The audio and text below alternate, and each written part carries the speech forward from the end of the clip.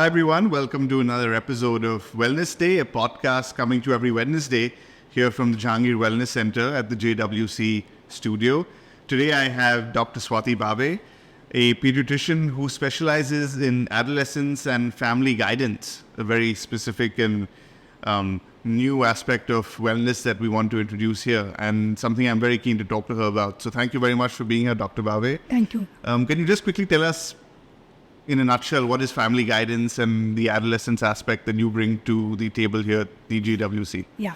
So most of us are aware of the concept of Well Baby Clinic, where a pediatrician checks a child from 0 to 5, monitors his growth 0 to development. 5 years old. Yeah. Right. So similarly, this is a concept of well adolescent monitoring, where WHO definition is 10 to 19 years, and we monitor their growth, their development, give them advice. So teenagers mostly? Yes, teenagers. Okay. And a child is a unit of the whole family. Right. So whenever a child or a teenager is brought to us, there's a lot of family dynamics which come into play, which causes the problems the child is bringing. Right. So just treating the child or counseling the child is never going to get good results, and we need to get the whole family involved, because the interpersonal relationships, the parental interpersonal relationships, the child-sibling rivalry, etc. So that is why we like to guide the whole family, not just the adolescent. And that is a concept of the Family Guidance Clinic. And we go beyond now 19 years. Right. WHO says young adults are 20 to 30, and we also counsel the young adults because they also have now premarital counseling, work pressures, romantic breakups, etc. So the Family Guidance Clinic is very holistic. It takes care of the whole family, parents, grandparents, teenagers. Yes, because grandparents are a very important factor in the development of both children and adolescents. Right. So it's a really holistic center, and I think Jahangir is one of the few, or maybe the only corporate, which has such a family guidance clinic with adults. Well, that's why I thought it'd be good to talk to you, because we can talk about the adolescence part in a little bit more focus today. Yeah. So, for example, can you tell us what kind of aspects you typically see when you're dealing with adolescents? What are the most common factors or the most common things that you're seeing that come up as issues when you're dealing with, particularly with teenagers? See, now today it's a academically competitive world, and parents and schools are really stressed out about children getting good results. Absolutely. So the basic it becomes so academically driven. So basically, they are brought to us for the academic problems, not doing well in school, not getting enough marks, and very ambitious parents. If the child is getting 85%, they want us to motivate him to get 95. A child who gets 95, they want him to go to 98. So academic performance is like the key entry why they come to us. But academic performance is not just intelligence alone or the child's capacity of studying. It is an interwoven factor with so many things. For example, if a child is not happy with his body image, if a child is having peer pressure and bullying, if a child is addicted to something, if a child has a romantic breakup, now children as old as 8 and 10 have girlfriends and boyfriends, and they can have a breakup, and so they come to us. So the academic is just the entry point, but when we really go into the psychosocial history, there are a variety of factors which affect the academic performance. And that is why we call it a family guidance clinic. So what are the aspects, for example, if let's talk about academic pressure. What are the things that you would, how do you try and deal with that with the family and with the child? See, first of all, there's problems in learning. It's called learning difficulty or dyslexia or ADHD, attention deficit hyperactive disorder, autism. These were picked up very early in the past because they had exams. So if the child started failing in the primary itself, we brought them for screening. Now up to 8th standard, there are no exams. The child gets promoted. And up to 8th standard, everything is hunky-dory. And when the child starts failing in 8th standard, everybody awakens because the school wants good results. And the parents are given a notice that if your child doesn't do well, he will not be promoted to 9th. And unfortunately, that is the time we find that some children have genuine difficulty in learning. It may be language dyslexia, math dyslexia, reading or writing dyslexia, and they may also having ADHD. And it is always treatable, but it is too late in the day. So we have to screen them right from the beginning if their academic performance has some problems. And by beginning, you mean when? Right in the primary school. I see. Okay. So that's why the aspect of you're saying from 0 to 9 and then from 9 onwards, exactly, things like that. Okay. And secondly, what happens is parents always say, he did not fail till 8th standard. Why is he failing now? They don't realize that they could cope up to 8th because it is not such a heavy curriculum. But the moment they come to 9th, the curriculum is very heavy. And suppose a child has borderline IQ. He's not able to cope up. And parents don't like to accept that their child is not intelligent enough. They say he's lazy, he's irresponsible. So they would rather not accept the child has a low borderline IQ than say that He's not capable. But today, are you finding that parents are becoming more receptive to this kind of Yes. guidance and help that Yes. that we offer? And I'm that very we are happy to talking tell you about? that majority of parents who come to us say that, we know something is going wrong with our parenting. Okay, that's very good. And we are That ready people are for receptive. it. Yeah. But of course, we get some parents, Kavis, who says, if we try to tell them anything, Dr. Bhave, we brought our adolescent to you. Don't tell us to change. Right. Do whatever you want with him. Okay. Well, Dr. Bhave, coming back to the other point that you were talking about, children who are 8 and onwards are having romantic Yeah. relationships. Can you Yeah. please talk about that? Yeah, And now- you help people of our age as well? Yes. What happens is that now everybody wants to fit in with peer pressure. Right. So if you don't have a girlfriend or boyfriend, you're called a loser. I So see. even if you don't want to have a girlfriend or a boyfriend, you have to have one for public show. So then we have to really bring up their self-esteem that if you But don't that want... applies to adults also. I Yes, know adults who do absolutely, that. absolutely. And the concept of having a boyfriend or a girlfriend, a Right. necessity, is what we try to tell them, that you must have boyfriends and girlfriends as a group, which is called as healthy boy-girl relationship. Okay. Because if you don't have the opposite sex as friends, Right. you really don't develop as a holistic personality. Hmm. But unhealthy boy-girl relationship is something which makes you feel unhappy, stressed What is out. an unhealthy boy? That means your boyfriend, they're very possessive. They constantly monitor you. If you talk to somebody else, they get very jealous. They make you feel very small, that every time you're with them, they're always criticizing you. So actually same as adults also. Yes, exactly. So instead of feeling nice with that partner, you Right. feel a low self-esteem, you feel you're nothing. Right, That is right. what we call toxic relationship. Okay.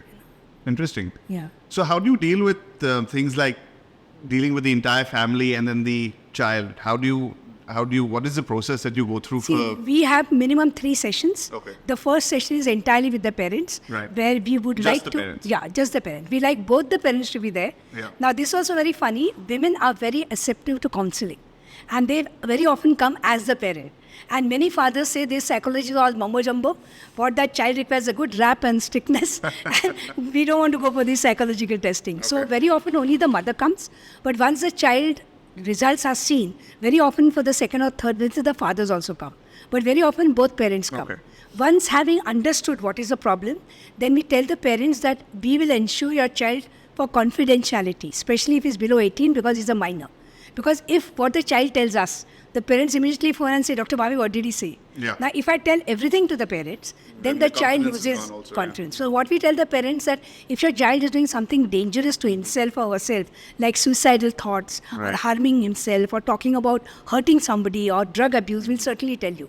But the other minor matters, like suppose he wants to discuss a girlfriend, Right. don't immediately make us break the confidence. And then the children are very happy because they find out that we are not telling the parents. So as the sessions go, they open up They more and get more. more, they open up as a Yeah. confidant. And we come to know a lot of the problems Right. which they are not able to articulate with parents. So there's so many problems that that we're talking about that you're saying that children face, whether it be academic, romantic, or whatever it might be, as you said, learning disorders and things like that. Generally speaking, how do you help children or teenagers manage their stress with the aspect of wellness? There's exercise that can be incorporated, eating well, things for mental health like yoga and those kind of aspects. How do you incorporate what are the kinds of things that you incorporate when That's you a very when you important talk point you about- brought up, Kavas. Right. First thing what we do in our intake is, what is your lifestyle? We find out what time they get up, when do they sleep, what do they eat, how much physical activity they do. Right. And we find out whether it's an unhealthy lifestyle. And then we sort of literally scientifically explain to them what is the need of sleeping 8 hours a day. Yeah. And that sleep has to be with the biorhythm. That means sleeping at 10 o'clock and getting up 6 o'clock, which no adolescent does. Late into night up to 2 and 3, they are WhatsApping, they are on the Facebook. And then they say, ma'am, but I sleep 8 hours because I get up at 10 o'clock.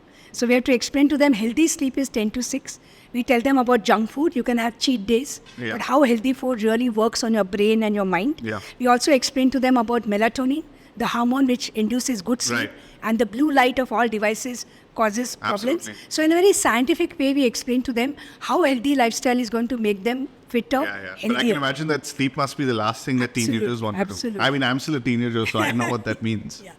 But I think once we explain it in a healthy way, Yeah. and we explain why, because children today are not going to listen because you say sleep at 8 o'clock. Yeah. But if you tell them why, they will understand. So- Right. And we all know that if you have a healthy lifestyle, you don't get what is known as lifestyle promoting diseases, non-communicable diseases, Right, diabetes, hypertension, cardiovascular. Absolutely. All these are coming in the 30s. That's exactly, we're starting to see that in younger people. Yeah. I mean, people are getting bypasses in the age of 30. Right, absolutely. So we really need to work on kids to have a healthy lifestyle. Right. The one you were talking about things like social media and Facebook and stuff like that. How are you finding that to being in effect for teenagers today? It's terrible because they are now having so much virtual relationship that they have lost their ability to have real life relationship. Yeah. That is because many of them are not able to communicate or feel free in talking to peers. Right. They have low self-esteem.